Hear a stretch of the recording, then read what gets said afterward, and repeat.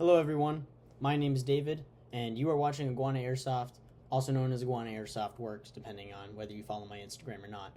Now, you might have seen some of my gameplay videos, and this is very different. I am actually primarily an airsoft technician, specifically specializing in speedsoft, so I wanted to actually start making real content for that on YouTube. So, today is going to be the day where I start doing that. With that, this is one of my primary builds. This is an high-speed 12-to-1 SSG with a 30K motor in it, and it has been incredibly good to me for about a year, give or take. And now, suddenly, I take it to the field a couple months ago. I haven't actually played in a long time, but I took it to the field, I don't know, 6 months ago, and it's been sitting on a shelf since because it's been shooting very low FPS. It shoots about 350 normally, which is the max for most indoor fields, and now for some reason it has been shooting at about 200 FPS, and the motor sounds like it's having some issues. And I don't think it's the motor. I think there's something in the gearbox. So today, I'm not only going to be taking apart this and showing you the internals of this and what I'm running for this AEG, but also just doing a breakdown of how you can build a good AEG yourself. Because the fact is, you do not need to spend $500 or $600 to get yourself a Polar Star build. On top of the fact that then you need to get a tank, a line, and a regulator. And of course, I have Polar Stars, but I really do like running this, and sometimes I actually enjoy overrunning a Polar Star because of the lack of having to wear a backpack or a tank, or even just having a heavy ESG with the tank at the bottom because I'm too cheap to buy a carbon fiber tank. So with that, I want to get into the breakdown of this because I need to see what the issue is, primarily so I can get back into playing next week. Alright, with that, let's get to tearing apart this AEG. First things first is we're going to remove the front pin, which, good thing I got a pin punch for that, because this one is particularly tight, so we will be popping that out, and then, as you can see, boom, a snap, and this comes out cleanly. Now this is a special 3D printed bracket because this is a Matrix Warlord, so it's moderately similar to the M4 platform, but because it's an M4 lower with just a couple different things. But for some reason they decided to make a really weird upper where instead it has these weird hooks on it that don't really seem to serve a purpose other than for a proprietary end cap, so I had to 3D model and print that. So this build is not a platform I would recommend taking to mod heavily because it just doesn't seem to work out well. Although to be fair, I did buy the pistol variation where it's supposed to be front wired into the handguard, so that's another story for another day. That was just kind of buyer stupidity. Anyways, we got a max hop up and the stock barrel because I'm a firm believer in not upgrading your barrel unless you fuck it up or something, because honestly I just never noticed a performance difference as long as you keep it clean. And you can actually use automotive, I believe I learned this from the Airsoft Tech on YouTube, but you can use automotive polish to actually help almost keep it very even and smooth, and it shoots very consistently. So I'm a believer that you don't really ever need to upgrade your barrel unless it's from like a really crappy gun. Next thing up is we're probably gonna need to remove the stock, which sucks because I had to thread lock this all in. So with that, time to bust out the Allen keys. It's a 2.5. That it is. And we will be removing this, which sucks because like I said, I had to thread lock it in once. It's probably better for me to take off the stock first.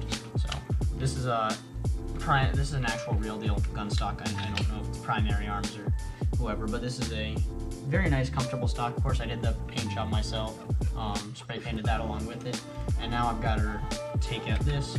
So I'll grab an armorer's wrench, which is a tool you should have if you want to do your own tech work, especially if you're gonna be working on M4 platforms.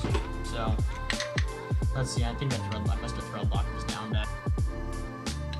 Okay, finally in. Now should be the easiest. Oh man, this is really tight. Fuck. Oh, okay, that was tough. But now, okay, it can all be removed. And this will not be done on reassembly, I can guarantee you. Holy shit. Oh my god. That was awful. That was awful. How at least I didn't mess with the wires. That's good, because these MOSFETs are, MOSFET/ETU, I guess. These are pretty expensive. I might actually want to see if I can shrink this later on. Next up is we're going to remove we're just going to start taking out pins and stuff, so let's go.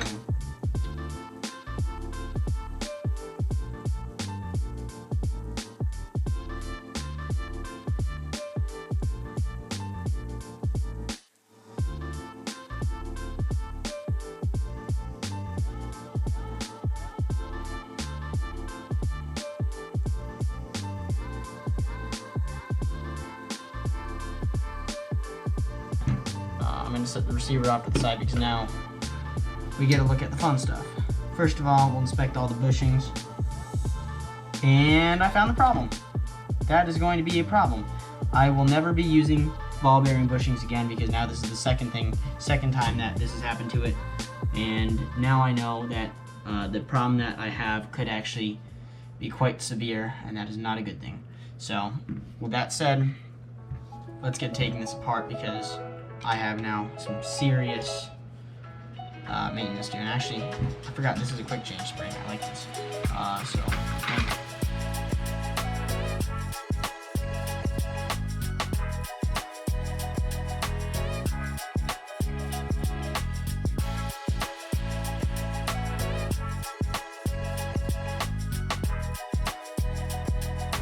Into repairing this.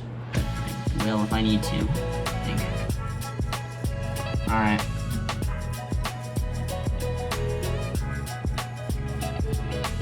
Yeah, I can see that crack forming. That's not a good thing. That is not a good thing. Anyways, so here we are. We have the gearbox open. Here's our trigger system. This is the, like I said, this is the Perrin hybrid or whatever it's called. Perrin MOSFET, really good one. I think it's the best bang for your buck in the price range of these MOSFETs.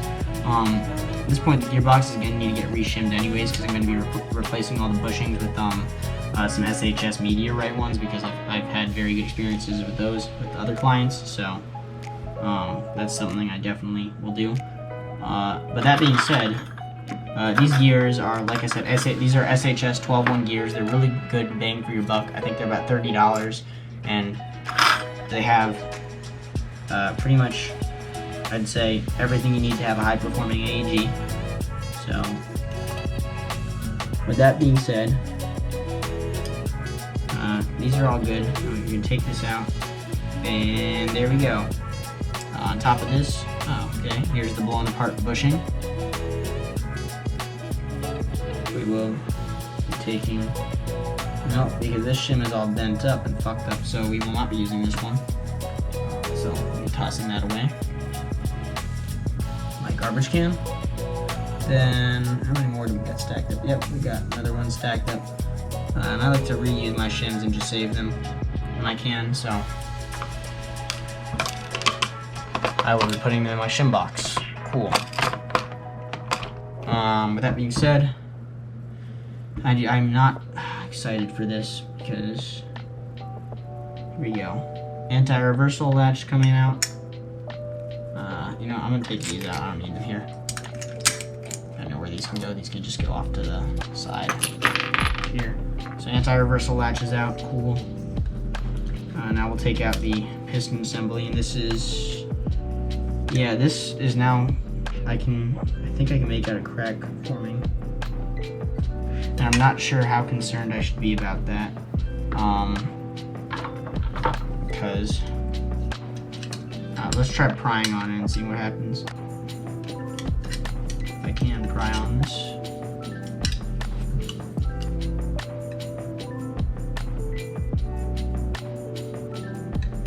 I don't know. Based on that, I'm a little nervous because it is cracked.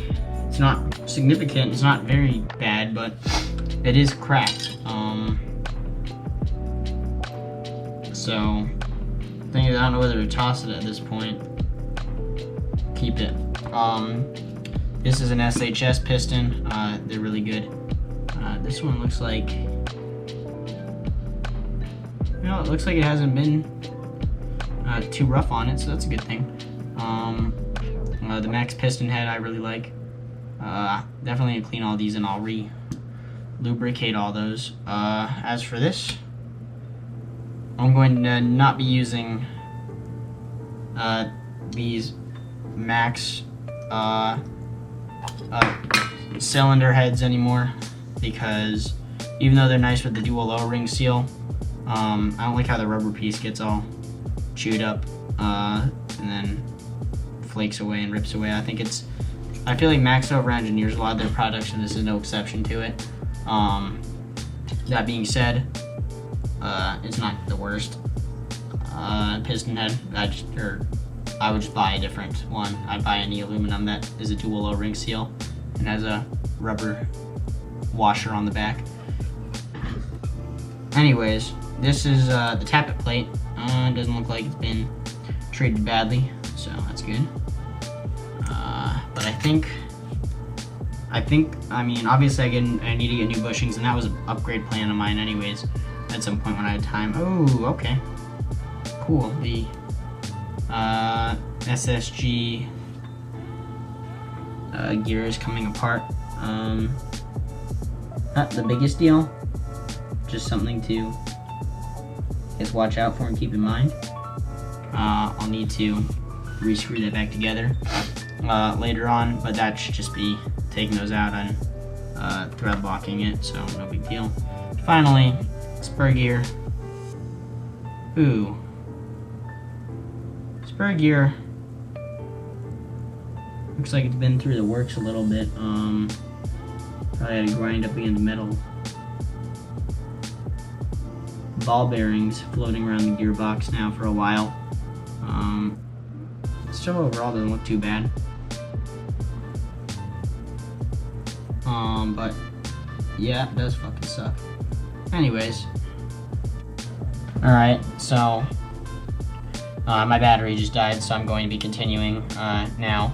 But after all of these parts are now out. Yeah, I guess the moral of the story is don't use ball bearings. I don't care what anybody else, any other technician says. I will never listen to a Reddit post or any other thread of people talking about how great these ball bearing bushings are, because apparently they fucking blow apart, and I don't want to hear excuses. Oh, these are cheap ball bearings. I'm sorry. They're all fucking manufactured the same way. They all contain balls, either steel or ceramic, and they have an inner lining and an outer lining, and they roll around.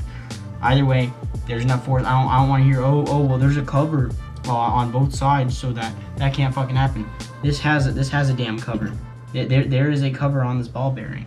So I just will never be fucking using these again. That pisses me off. Anyways, going back to this. Now we can hit out this side. Just ideally tapping it out with something that's not too heavy. Grab a little persuasion. Hold this in place.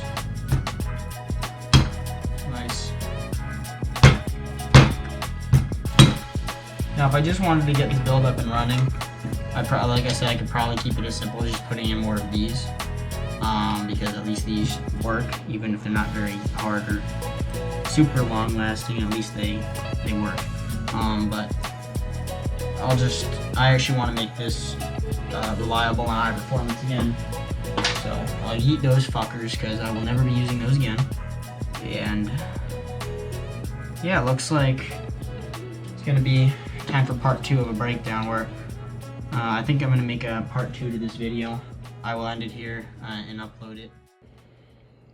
Well, I've been thinking about it, and I've come to the conclusion that it is best for me to probably just replace the gearbox shell altogether.